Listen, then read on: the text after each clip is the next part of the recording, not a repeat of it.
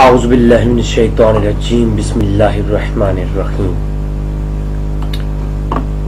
ناظرین، محرم المہینہ جاری ہے، اسی اعتبار سے میں سوچ رہا تھا کہ شان حسین بیان کی جائے، اور وہ بھی کتاب و سنت کی روشنی میں۔ بقیہ ویڈیو دیکھنے سے پہلے ویڈیو کو لائک کریں، چینل کو سبسکرائب کریں اور بیل آئیکن پر کلک کریں۔ شکریہ۔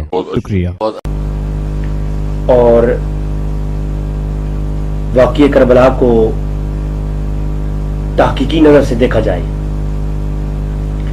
اور اس سے پہلے چونکہ میں رد قادیانیت مرزائیوں کے رد میں کام کر رہا تھا، اور اس پر آپ نے دیکھی کہ 9 ایپیسوڈ ہماری جو ہے اس عنوان پر آ چکی ہیں۔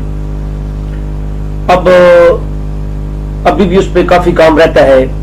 ابھی تو صرف میں نے قادیانیوں کتابوں کو صرف ٹچ کیا تھا، ان کے اندر جو تحقیق گفتگو ہے وہ انشاءاللہ تعالی ہم آنے والے ایپیسوڈ میں کریں گے، لیکن چونکہ اب موقع ہے محرم کا، تو اسی عنوان سے اہل تشیع کی کچھ اعتراضات کے جوابات دینا میں نے لازمی سمجھا۔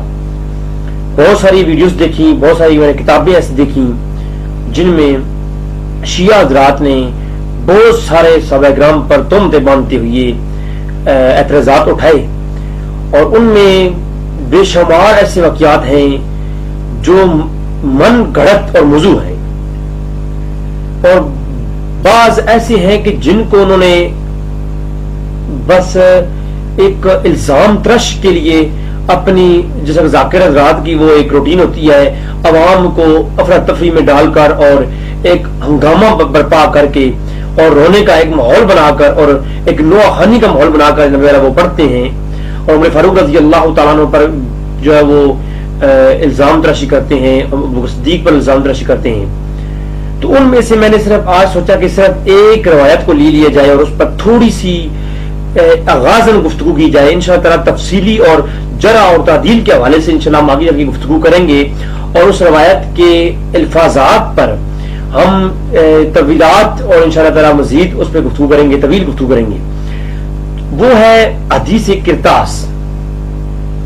یہ ایک ایسا واقعہ ہے جس کو حضرت عمر فاروق رضی اللہ تعالیٰ عنہ کی طرف منسوب کیا جاتا ہے، اور بخاری شریف کے اندر کی روایات شروع کر کے تو اس طرح کے جو ہے وہ اعتراضات اٹھائے جاتے ہیں۔ سب سے پہلی بات تو میں یہ کروں گا کہ ہماری اہل سنت جماعت کے اندر اس کا ڈیفنس کرتے ہوئے، دفاع کرتے ہوئے بعض لوگوں نے اس کا جو ہے انکار کر دیا، اور بعض لوگوں نے اس پر جو ہے وہ من گھڑت ہونے کا الزام لگا دیا کہ حدیث کرتاس ہے ہی من گھڑت۔ ہمارے اہل سنت جماعت کے بہت ہی عظیم اور مایا ناز شخصیت حضرت علامہ امام قمر الدین سیالوی رحمۃ اللہ تعالی علیہ، آپ نے بھی اس پہ بات کرتے ہوئے اس حدیث کرتاس سے انحراف کیا۔ اب اللہ جانتا ہے کہ انہوں نے کیوں کیا ایسا۔ اس کے علاوہ دیوبند کے عظیم عالم علامہ شبلی نعمانی صاحب، انہوں نے بھی اس سے روگردانگی کی، اور حتیٰ کہ انہوں نے صاف انکار کر دیا۔ انہوں نے کہا جی یہ روایت من گھڑت ہے، اور اس روایت کو بخاری کے اندر ایڈ کیا گیا ہے، شیعوں نے ایڈ کیا ہے، بس اتنا کہہ کر جان چھڑا لی۔ اس کے بعد آپ دیکھیں تو لکھنے والا امام جو بندیوں کے ہاں بہت ہی معروف شخصیت مولانا مدودی نے بھی اس کو پر جو ہے وہ بات کرتے ہوئے کہا جی اس سے مراد جو کچھ لیا جا رہا ہے یہ روایتیں ہیں ہی من گھڑت، ان پر ہمیں جو ہے بات کرنی ہی نہیں چاہیے۔ تو بخاری کے اندر روایت ہے، اور اہل سنت کے بڑے بڑے مین سٹریم علماء نے اس کے علاوہ بھی، یہ تو بڑے بڑے علماء کا میں نے ذکر کیا ہے جو کہ دیوبند کے ہاں اور اہل سنت جماعت بریلیوں کے ہاں موجود ہیں، جنہوں نے اس کا رد نہیں کیا بلکہ اس سے منہ موڑنے کا جو ہے نظریہ اپنایا ہے۔ سوائے ایک شخصیت کے میں نے دیکھا جس کا اس کا تفصیلی رد کیا ہے الحمدللہ، وہ ہے ڈاکٹر علامہ القادری صاحب برکات العالیہ، آپ کا اس میں بڑا کام ہے۔ اور اس کے علاوہ امام احمد رضا فاضل بریلوی رحمۃ اللہ علیہ نے اس کا کافی رد کیا ہے، جبکہ اسے انحراف نہیں کیا، اسے جان چھڑانے والی بات ہرگز نہیں کی۔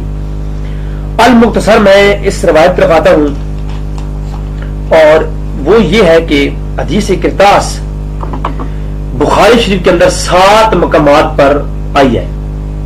امام بخاری نے مختلف اسناد اور مختلف ترک سے اس کو روایت کیا ہے, مختلف ابواب کے تحت ان کو لائے ہیں بخاری شریف کے اندر.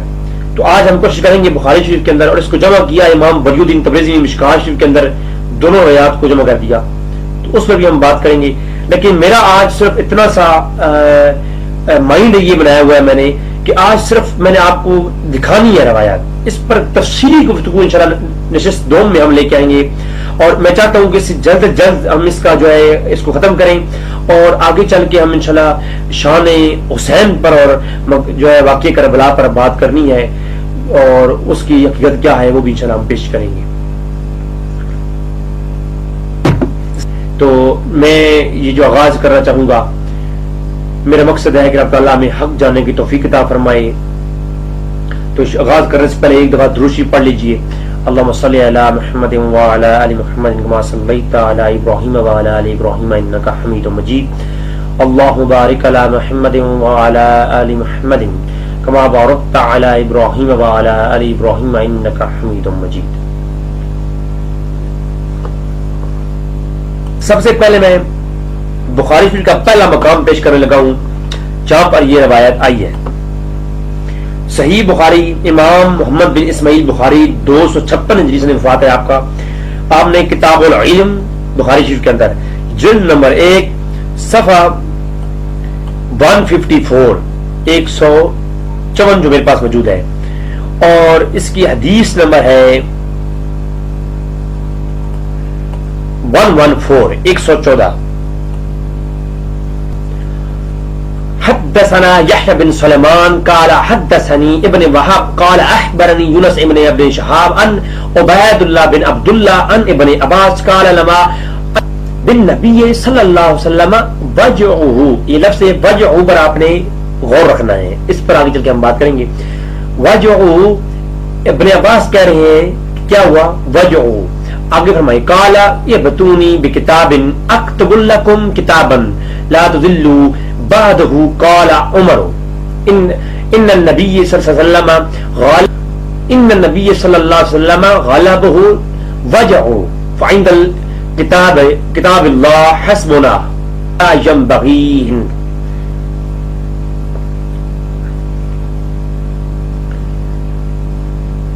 روایت کے الفاظ پہ غور کیا جائے. پہلی روایت آپ غور کریں, سب سے پہلی بات اس روایت کے اندر جو پہلی روایت ہے بخاری شریف کی حدیث نمبر 14, عبداللہ بن عباس روایت کرتے ہیں کہ بن نبی صلی اللہ علیہ وسلم وجعه, کہ آپ پر بیماری کا غلبہ تھا. کون فرما رہے ہیں؟ لفظ وجع فرمایا, کس نے فرمایا؟ عبداللہ بن عباس نے فرمایا. اور آگے چلیں, اب آپ میں انشاءاللہ کوشش کروں گا ساتھ ساتھ چلوں. فما قال ابتونی بکتاب اکتب لکم کتابا.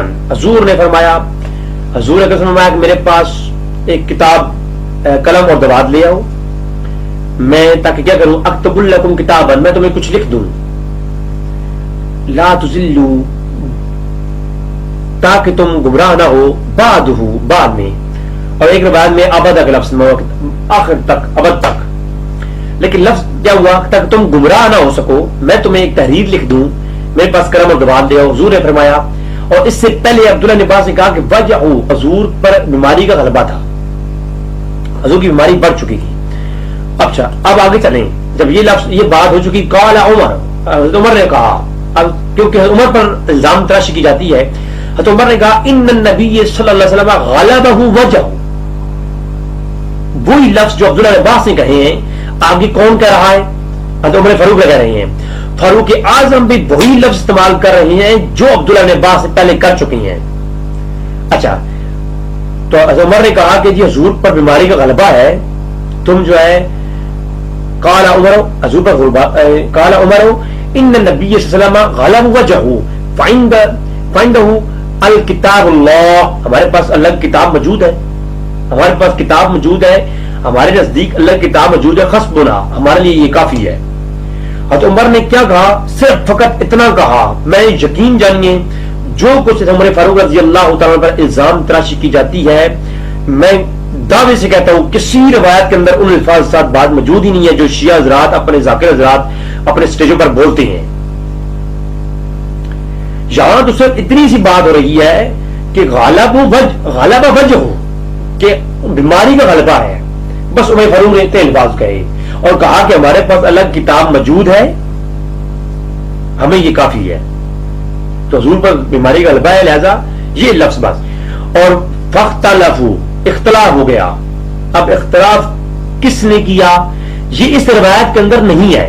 یہ ہم آگے چل کر جب مزید روایات دیکھیں گے مزید طرق سے تو ہر بات روز روشن کی طرح عیاں ہو جائیں گی اور معلوم ہو جائے گا کہ وہ اختلاف کرنے والے کون تھے. تو فرمایا کہ اختلاف ہو گیا. واختلفوا اکثر, کثیر لوگوں میں اختلاف ہو گیا.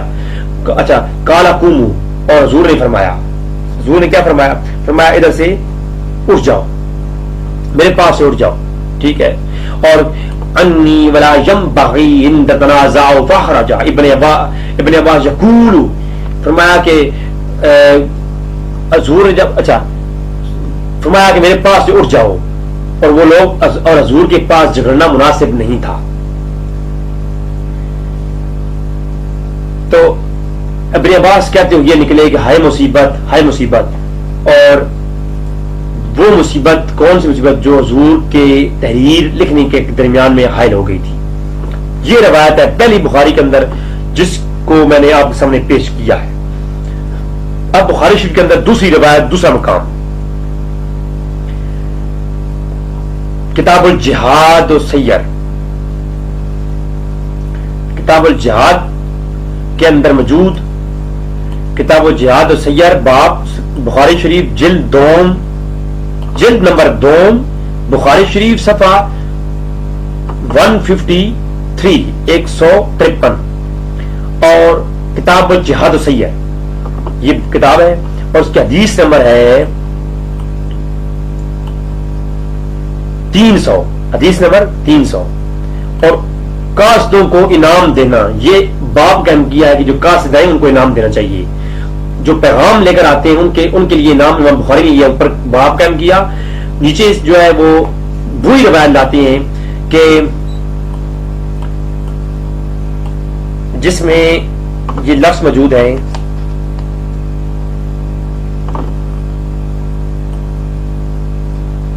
کہ ابن جبیر روایت کرتے ہیں کہ عبداللہ بن عباس نے فرمایا, کہا کہ انہو قال یوم خمیس.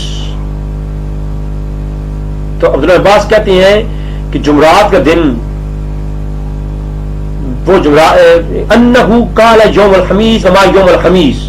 عبداللہ بن عباس نے کہا کہ جمعرات کا دن, اور جمعرات کا دن کیا ہے, یہ لفظ یہاں سے شروع کیا.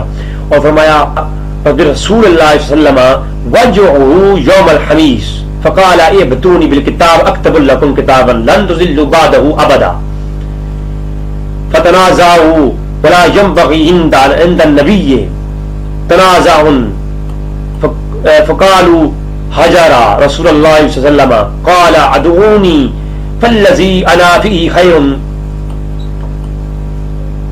اب توجہ طرف بات یہاں پر جو یہ ہے وہ یہ ہے کہ اچھا میں ساتھ ساتھ بتا دوں پھر آپ کو. یہاں سے روایت یہ ہے, روایت کے الفاظ یہ ہیں کہ ابن جبیر روایت کرتے ہیں عبداللہ ابن عباس رضی اللہ عنہ نے فرمایا کہ انہو قال یوم الخمیس ما یوم الخمیس, کہ جمعرات کا دن کیا, جمعرات کا دن. پھر فرمایا کہ جمعرات دن وہ جس دن حضور کی بیماری, فقال بالرسول صلی اللہ علیہ وسلم وجعه, وہی لفظ جو عمر فاروق نے کہا ہے وجعه یہاں پر ہے. اب دوسری روایت پڑھ رہا ہوں, بخاری کا دوسرا مقام پڑھ رہا ہوں. فرمایا کہ وہ جب حضور کی بیماری بڑھ گئی تھی یوم الخمیس, یہ وہ جمعرات کا دن ہے. اور پھر فرمایا کہ فقالا ائتونی بالکتاب اکتب لکم کتابا, اور حضور نے فرمایا کہ میرے پاس ایک قلم اور دوات لے آؤ, میں تاکہ تمہیں تحریر لکھ دوں, تاکہ تم لن تضلوا بعدہ ابدا, تاکہ تم ہمیشہ کے لیے گمراہ نہ ہو سکو, ہمیشہ کے لیے. اور فتنازعوا, وہاں پر تنازع ہو گیا. یہاں یہ نہیں ہے, کسی روایت کے اندر میں چیلنج کر رہا ہوں, روی کائنات میں جتنی بھی حدیث کتاب سے متعلق اسناد کے ساتھ جس کتابوں سے بھی آپ دیکھیں, کہیں یہ نہیں ہے کہ صحابہ نے اعتراض کیا, کہیں یہ نہیں ہے کہ جو ہے عمر فاروق نے تنازع کیا، نہیں، لفظ صرف اتنا آیا فتنازعوا، اور یہ تنازع کس نے کیا آگے چل کے انشاءاللہ میں بتاؤں گا، اور اس پر تفصیلی گفتگو انشاءاللہ دوسری ایپیسوڈ کے اندر ہم کریں گے۔ اور فرمایا تنازع ہو گیا، فتنازعوا ولا ينبغي عند النبي تنازعوا، اور یہ نبی کے قریب تنازع کرنا کچھ ٹھیک نہیں تھا۔ فقالوا حجر رسول اللہ صلی اللہ علیہ وسلم، یہ لفظ ہے، یہ الزام ہے جو عمر فاروق پہ لگایا جاتا ہے، یہاں عمر فاروق کا نام نہیں ہے۔ فرمایا فقالوا حجر رسول اللہ صلی اللہ علیہ وسلم، کہ حضور کو حجر ہو گیا ہے۔ اب حجر کا معنی شیعہ حضرات کہتے ہیں کہ ہذیان ہے، حالت بیماری میں کنٹرول سے باہر ہو کر جو الفاظ نکلتے ہیں، جو ہوش میں انسان نہیں رہتا اور بے ہوشی کی حالت میں ایک ہوش سے برا اور برا جو الفاظ نکلتے ہیں، حالت بیماری میں جو جنون میں الفاظ نکلتے ہیں ہذیان، وہ ہو گیا ہے۔ یہ معنی نکالا ہے کس نے؟ یہ معنی نکالا ہے تشیع نے، اور یہ الزام کس پہ لگایا؟ عمر فاروق پہ لگایا۔ میں بار بار یہ کہہ رہا ہوں اور بارہا میں کہہ رہا ہوں، کسی روایت کے اندر بھی عمر فاروق رضی اللہ عنہ نے یہ نہیں کہا کہ حاضر رسول اللہ صلی اللہ علیہ وسلم، بلکہ عمر فاروق نے کہا کہ حضور صرف وجہ کا استعمال کیا کہ فقال اشتد رسول صلی اللہ علیہ وسلم وجہ، غالبہ وجہ کے لفظ استعمال کیا عمر فاروق نے۔ عمر فاروق نے کیا الفاظ استعمال کیے؟ غالبہ وجہ، اور جبکہ ادھر کیا ہے حاضر رسول صلی اللہ علیہ وسلم، یہ کس نے کہا؟ وہ لوگ جو تنازع کر رہے تھے۔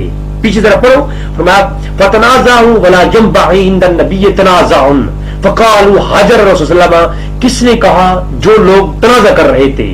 تنازع کون کر رہے تھے آگے چل کے بتاؤں گا میں۔ جن لوگوں نے تنازع کیا ان لوگوں نے یہ کہا کہ حضور کیا ہو گیا؟ حجر ہو گیا ہے۔ اب میں یہ کہتا ہوں یہ لفظ حجر سے مراد ہذیان نہیں ہے۔ اگر یہ لفظ حجر سے ہو تو پھر تو اس کا معنی ہذیان ہے، ٹھیک ہے، لیکن اگر یہ لفظ حجر ہو ہجرت سے ہے تو اس کا معنی جدا ہونا، فراق کر جانا، فراق کا معنی میں آئے گا، فراق کر جانا، جدائی کا، وصال کے معنی میں آئے گا، یہ فراق کے معنی میں۔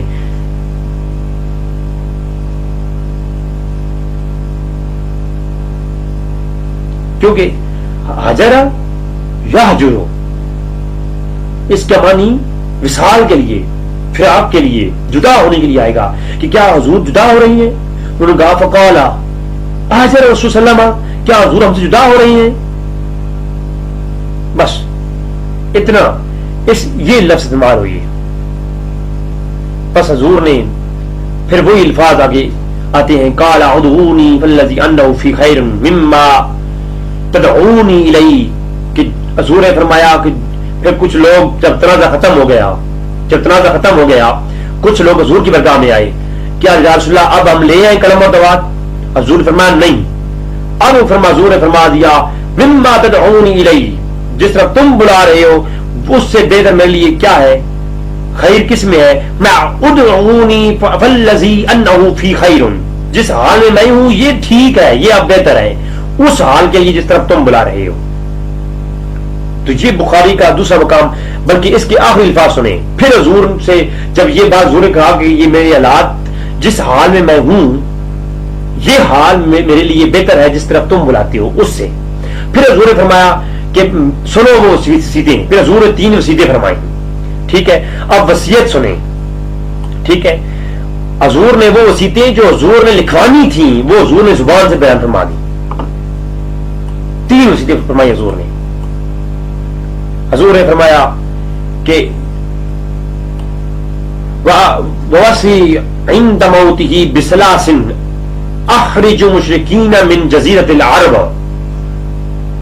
حضور نے پہلی وصیت فرمائی، 3 وصیتیں حضور نے فرمائی، ان تینوں میں سے پہلی وصیت کہ مشرکین کو جزیرہ عرب سے نکال دینا۔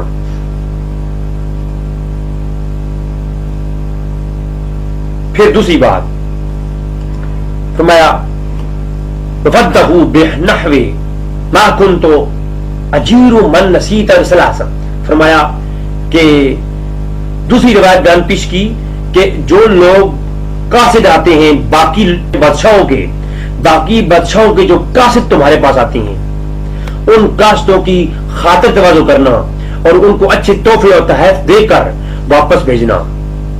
ये मैं हमेशा से करता आया हूं और तुम भी इस पे अमल करते हैं ना। साहबा किराम को ये दूसरी नसीहत फरमाई। और तीसरा नसीतु सलासे, फरमाया तीसरी जो थी, रावी कहता है मैं वो भूल गया। इमाम बुखारी कहते हैं, रावी कहता है कि जो तीसरी हुजूर ने वसीयत फरमाई थी वो मैं भूल गया। आगे चल के इंशाअल्लाह ताला और आयात से वो बात भी सामने आ जाएगी कि हुजूर इशारतन हुजूर ने वो ही फरमा दी थी कि तीसरी वसीयत क्या थी। यहां पर मैं अल-तशियों की कुछ दर्जात कोट करूंगा। सबसे पहला एतराज जो अल-तशी उलमा ने किया, वो कहते हैं जी अस्वाहिब मुहर्रका के अंदर मौजूद है कि जी वो तीसरी वसीयत क्या थी। हमारे अल-सुन्नह की किताब में मौजूद है जी, वो वसीयत थी कि हुजूर जो है, हुजूर ने फरमा दिया कि तीसरी वसीयत ये है कि अली को खलीफा बना लेना। और फिर दूसरा वाला दिया शाह इस्माइल दिलवी का, जो कि देवबंदी था, और उसकी किताब मनसब इमामत, उसके अंदर उसने लिखा कि हुजूर की तीसरी वसीयत थी कि जी वो अली को जो है खलीफा बना लेना। शिया ये कहते हैं कि उस दिन जो तहरीर लिखवाने वाले जा रहे थे वो अली की खिलाफत लिखवाने जा रहे थे। किसकी खिलाफत? हज़रत अली की खिलाफत। मैं ये कहता हूं क्या ये अल-तशी उलमा पर वही आई है कि उस दिन जो खिलाफत लिखाई जा रही थी वो हज़रत अली की खिलाफत लिखाई जा रही थी? हुजूर ने फरमाया कलम और दवात ले आओ, हुजूर अली की खिलाफत लिखने वाले थे। ये तुम्हें किसने कहा है? तुम पर ये वही आई है। जो लोग वहां मौजूद थे, आले बैत मौजूद थे, अब्दुल्लाह इब्न अब्बास खुद ये बयान कर रहे हैं, उन्होंने बताया नहीं हमें। वहां किसी सहाबी ने रवायत नहीं किया, किसी आले बैत ने रवायत नहीं किया, मौला अली मुश्किल कुशा ने खुद रवायत नहीं किया। तो ये फिर ख्वाब आई आप लोगों को कि जी उस दिन खिलाफत जो है अली लिखानी जा रही थी, तो उमर ने मना कर दिया। कब किया उमर ने मना? कहां किया? उन्होंने सिर्फ इतना कहा कि हुजूर पर बीमारी का गलबा है, और वही बात की गालब वजह वही लफ्ज इस्तेमाल किए जो अब्दुल्लाह अब्बास पहले हर रवायत में कर रहे हैं। अगर गालब वजह कहने से गुस्ताखी सादिर होती है तो ये गुस्ताखी अब्दुल्लाह अब्बास में भी आती है, क्योंकि अब्दुल्लाह अब्बास हर रवायत के शुरू में कह रही हैं बिरसूलुल्लाह सल्लल्लाहु अलैहि वसल्लम वजह। तो जब लफ्ज वजह अब्दुल्लाह अब्बास बयान करें तो गुस्ताखी नहीं होती, तो वही लफ्ज गालब वजह उमर फारूक कहें तो वो गुस्ताखी रहती है। कोई हमें भी तो समझाओ ना, कुछ हमें मालूम हो कि आप कौन सी मंतक पढ़ते हैं। 16 साल आप लगाते हैं शिया हज़रात मदरसों में।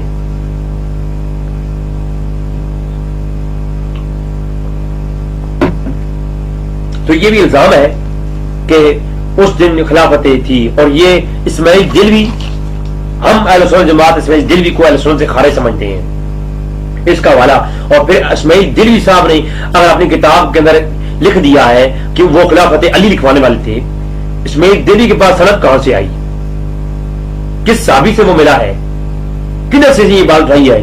पूरी दुनिया की तारीख और हदीस की किताबों में ये बात है नहीं, और इस्माइल दिलवी के पास पहुंच गई जो कि शाह वलीउल्लाह का परपोता था। अच्छा, अब चलते हैं, मैं अगली रिवायत पर चलता हूं। यहां दूसरे हुजूर ने 3 वसीयत फरमा दी। एक रावी कहता है मुझे याद नहीं रही, और 2 जो मैंने आपके सामने पेश की हैं।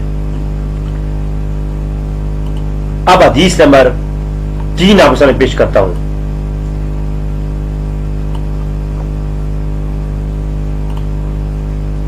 यही किताबुल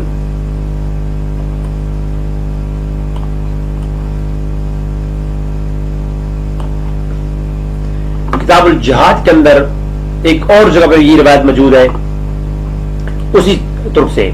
अब किताबुल मगाजी सफा 761 जिल्द नंबर 2 बुखारी शरीफ, वही रिवायत बयान कौन कर रहे हैं नई सनद के साथ। फरमाया कि उबैदुल्लाह बिन अब्दुल्ला अन उत्बता अन इब्न अब्बास काला लिमा हुदिर रसूल सल्लल्लाहु अलैहि वसल्लम वफी बैत रिजाल فقال النبی صلی اللہ علیہ وسلم هل تو اکتب لکم کتابا لا تزلوا بعدہ. حضور نے فرمایا کہ میرے نزدیک آ جاؤ، میں تمہیں ایک تحریر لکھ دیتا ہوں. عبداللہ عباس بیان کر رہی ہیں کہ حضور کے قریب سائے جو ہے، حضور کے وصال کا دن جب قریب تھے، حضور وصال کا وقت قریب تھا، سارے لوگ بیٹھے تھے، صحابہ کرام بیٹھے تھے، اہل بیت بھی موجود تھے. اور وہاں پر کیا ہوا، حضور نے فرمایا میرے قریب آ جاؤ، کیا کرنا ہے؟ حضور نے فرمایا کہ میں تحریر لکھ دیتا ہوں تاکہ میرے بات تم گمراہ نہ ہو سکو. تو پھر حضور نے کیا فرمایا؟ تو اچھا، فقال بعضهم ان رسول صلی اللہ علیہ وسلم قد غلب وجهه. اچھا، پہلی روایت کے اندر تھا عمر نے کہا کہ غلب وجهه، یہاں پر اس روایت کے اندر عمر فاروق کا جو ہے وہ ذکر ہی نہیں ہے. اس روایت کے اندر معلوم ہی نہیں ہو رہا کہ کیا اس محفل میں عمر فاروق موجود ہے یا نہیں ہے. لیکن کیونکہ بعض طرق سے یہ بات معلوم ہوتی ہے کہ اس محفل کے اندر عمر فاروق تھے، ہم اس لیے مانتے ہیں کہ اس محفل کے اندر عمر فاروق موجود تھے. لیکن اس روایت کے اندر جو میں اب پڑھ رہا ہوں، روایت نمبر 4 جو ہے ادھر بخاری کے اندر کتاب المغازی میں، اس کے اندر ذکر ہی نہیں ہے اس کا عمر فاروق رضی اللہ تعالیٰ عنہ کا. عمر فاروق بیان کر رہے ہیں، سوری یہاں عمر فاروق کا ذکر نہیں ہے. اور یہاں پر کیا کہہ رہے ہیں؟ فقال بعضهم، بعض لوگوں میں کیا ہوا؟ اختلاف ہو گیا. جب حضور نے کہا میرے قریب آ جاؤ میں تحریر لکھ دیتا ہوں، بعضوں میں جو ہے وہ اختلاف ہوا. اور بعضوں نے کیا کہا؟ فقال بعضهم ان رسول صلی اللہ علیہ وسلم قد غلبه الوجع فعندكم القرآن حسبنا. وہی بات جو عمر فاروق نے کہی تھی اب پوری محفل کہہ رہی ہے. اگر وہ لفظ عمر فاروق کہنے سے گستاخی بنتی ہے، اب جمع کے ذکر سے فرما رہی ہیں کہ سب فقال بعضهم ان رسول صلی اللہ علیہ وسلم قد غلب وجعه، سب نے کہہ دیا، پوری محفل نے کہا، یہ جس میں اہل بیت بھی ہیں، صحابہ بھی ہیں، کہا کہ جی حضور پر غلبہ وجع ہے، بیماری کا غلبہ ہے. فعندهم القرآن، ہمارے پاس کتاب قرآن موجود ہے، حسبنا ہمارے لیے کافی ہے. کتاب اللہ فاختلفوا اہل البیت. اب آ گئی وہ بات کہ اختلاف کس نے کیا ہے. اختلاف کس نے کیا؟ الفاظ پہ غور کریں. کتاب اللہ فاختلفوا اہل البیت فاختصموا فمنهم. اختلاف کس نے کیا؟ اہل بیت کے درمیان اختلاف ہو گیا. فاختلفوا، پس اختلاف ہو گیا اہل البیت، اہل بیت میں. صحابہ کرام نہیں جھگڑے.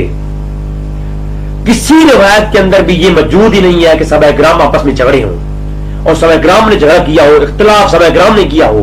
صحابہ کرام میں اختلاف تھا ہی نہیں. اور اہل بیت میں کس نے اختلاف کیا، اس کا بھی ذکر انشاءاللہ میں اگلی نشست میں کروں گا. کون تحریر لکھوانے کے حق میں تھے اور کون نہیں. یہاں پر دیکھیے فرمایا اہل بیت کے درمیان اختلاف ہو گیا. فاختصموا، اور وہ آپس میں جھگڑنے لگے. تو اور جھگڑنے لگے، بعض رات کہنے لگے کہ نزدیک جا کر تحریر لکھوائی جائے. پھر کیا کہا؟ کچھ لوگ نے کہا کہ من یقول قربوا یکتبوا لکم کتابا لا تضلوا بعدہ. کچھ لوگوں نے کہا چلیں بھائی ہم چل کے تحریر لکھوا لیتے ہیں تاکہ ہم بعد میں گمراہ نہ ہوں. جب یہ بات ہوئی تو رسول صلی اللہ علیہ وسلم نے فرمایا، حضور نے فرمایا کہ قال رسول صلی اللہ علیہ وسلم قوموا، کہ تم چلے جاؤ. حضور نے فرمایا اب چلے جاؤ. جب کچھ لوگ گئے حضور کی برگاہ میں، اختلاف تھم گیا، حضور کی برگاہ میں تحریر لکھوانے کے لیے گئے. حضور نے فرمایا تم چلے جاؤ. قوموا، فرمایا قال عبید اللہ فقال یقول ابن عباس ان رضیۃ کل رضیہ ما حال بین الرسول صلی اللہ علیہ وسلم وبین ان یکتب لهم ذلک الکتاب للاسلام اللذین.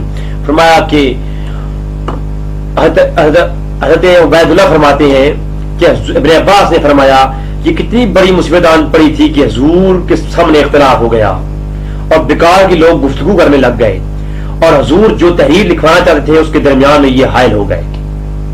یہ کون حائل ہوئے؟ اہل البیت. واختلفوا اہل البیت. اور محمد علی مرزا جو انجینئر محمد علی مرزا صاحب ہیں، وہ بڑے 2 گھنٹے اور 48 منٹ کا اس جڑے نے کلپ چڑھایا ہے یوٹیوب پر اور سارا کھپتا رہا ہے بیچارہ. اور اس کی میں حیران ہوں کہ یہ چیزیں وہ اس سے کیوں نظر آئیں. اور عمر فاروق رضی اللہ تعالیٰ عنہ کہہ رہا تھا جی ہم ان کا اتنا ڈیفینس نہیں کریں گے، ان کی کچھ غلطیاں ہیں، ہم مانتے ہیں انہیں. اللہ اکبر. تو یہ ہے بخاری شریف کا چوتھا مقام کتاب المغازی. اب بخاری شریف کا ایک اور مقام،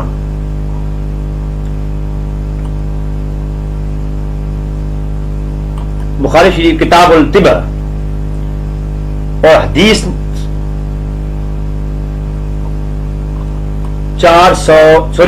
حدیث نمبر 629 اور صفحہ نمبر 270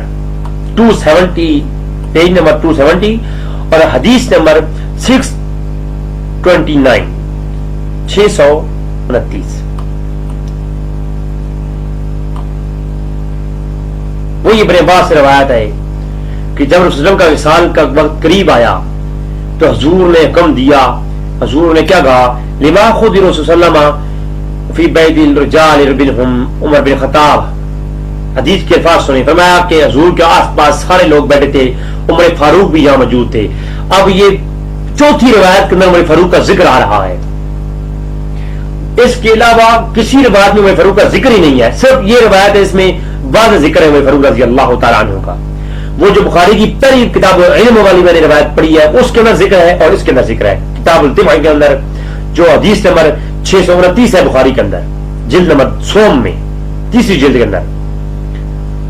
اس میں فرمایا کہ عمر فاروق بھی وہاں موجود تھے اور سب لوگ وہاں موجود تھے حضور کی برگاہ میں.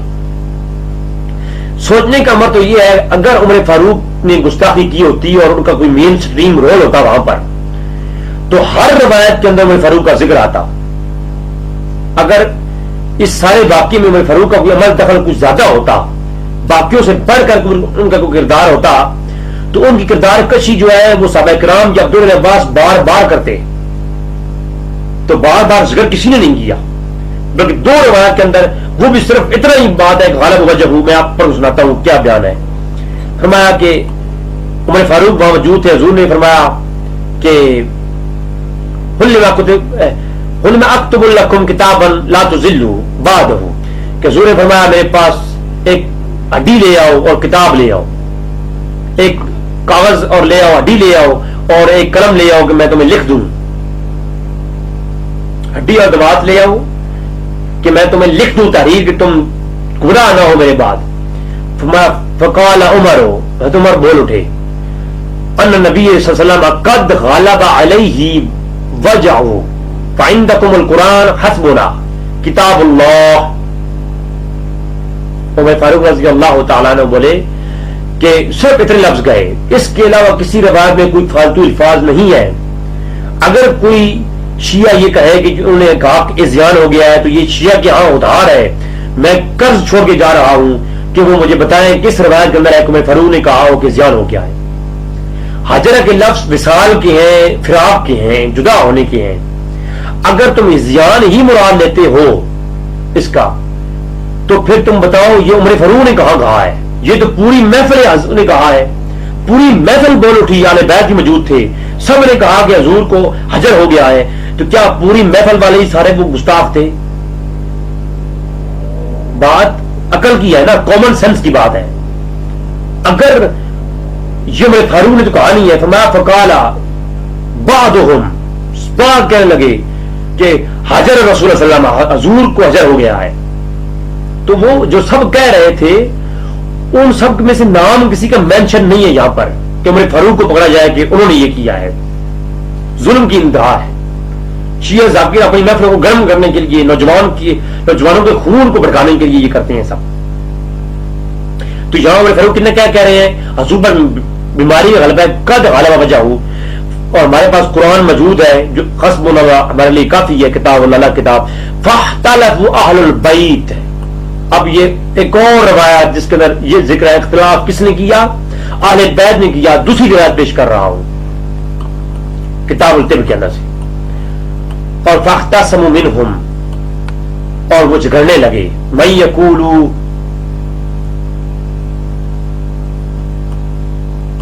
قربوا یکتب لکم النبی صلی اللہ علیہ وسلم کتابا لن تضلوا بعدہ، منہم من یقول، سے لوگ نے کہا کہ جا کے حضور سے لکھوا لیتے ہیں جو لکھوانا ہے.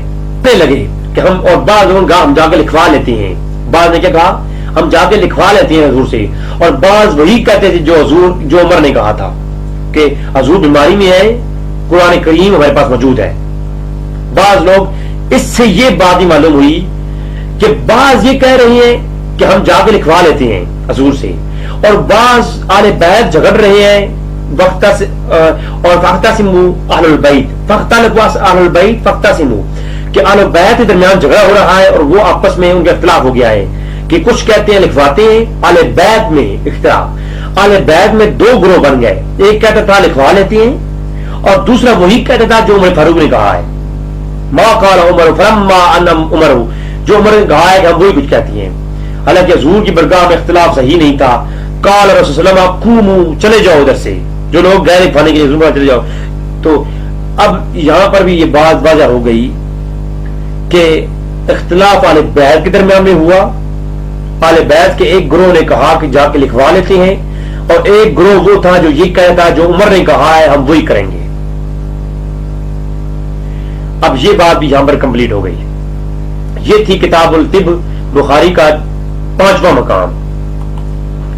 اب بخاری کا 6واں مقام پیش کرنے لگا ہوں. کتاب الاعتصام، بخاری شریف، جلد سوم، صفحہ 885 اور حدیث نمبر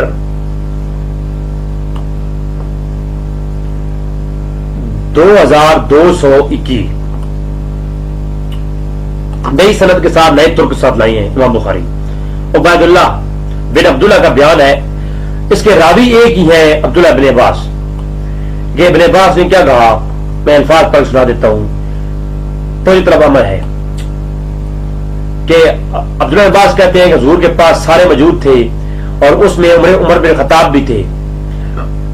اور کہا کہ حضور نے کیا کہا کہ کدی لے آؤ میں، تاکہ میں تمہیں تحریر لکھ دوں.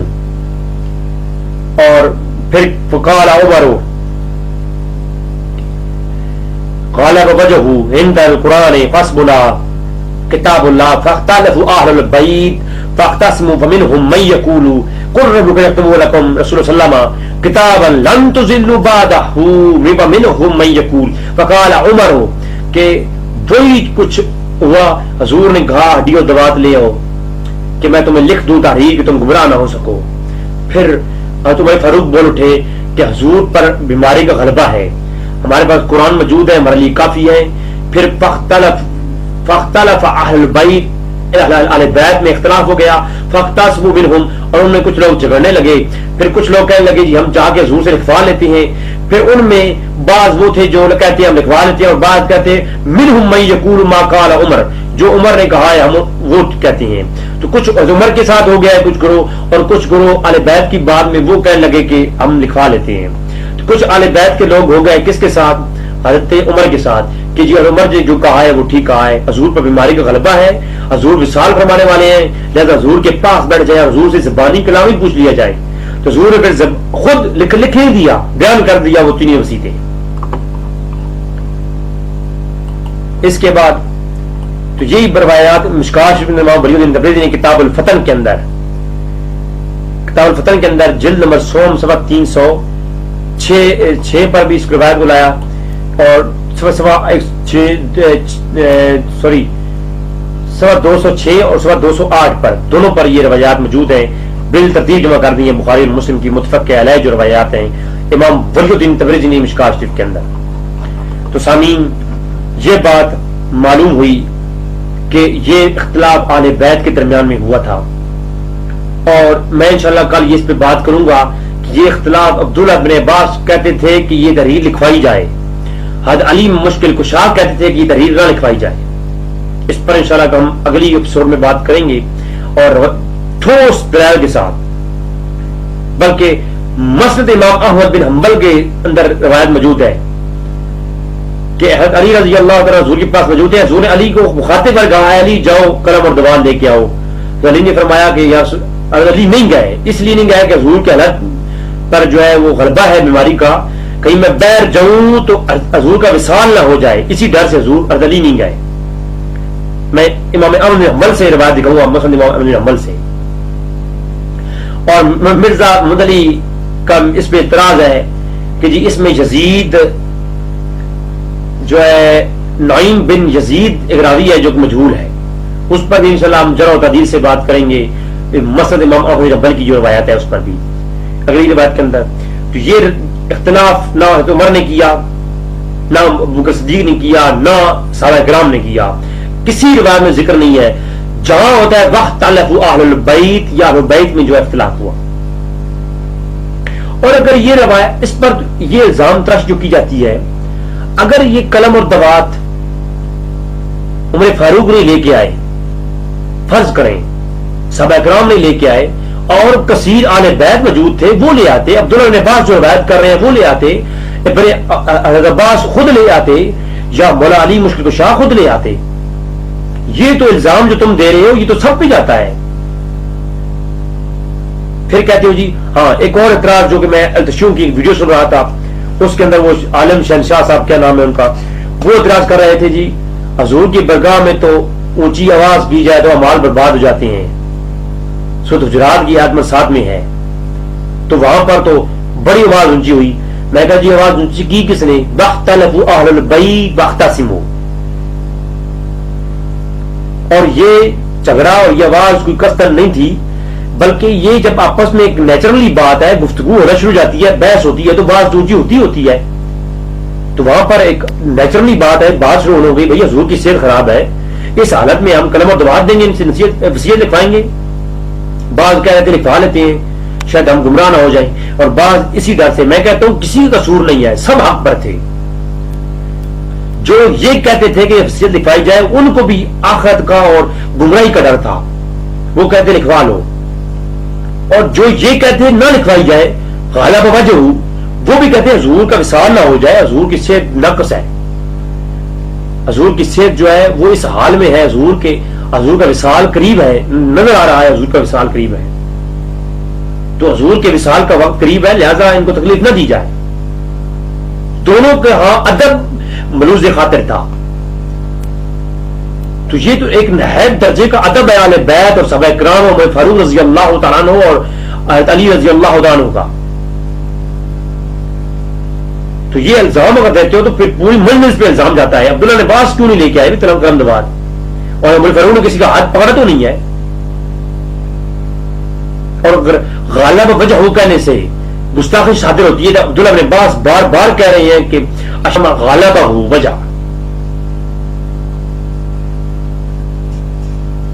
تو ناظرین انشاءاللہ تعالی ہم اگلی نشست کے اندر اس پہ بات کریں گے، اور میرا ایک ذاتی جو ہے وہ ذہن بھی ہے کہ ہم اس پر ایک بات کریں کہ اما فاطمہ کی شہادت کیسے ہوئی ہے، کیا عمر فاروق نے ان کو شہید کیا ہے.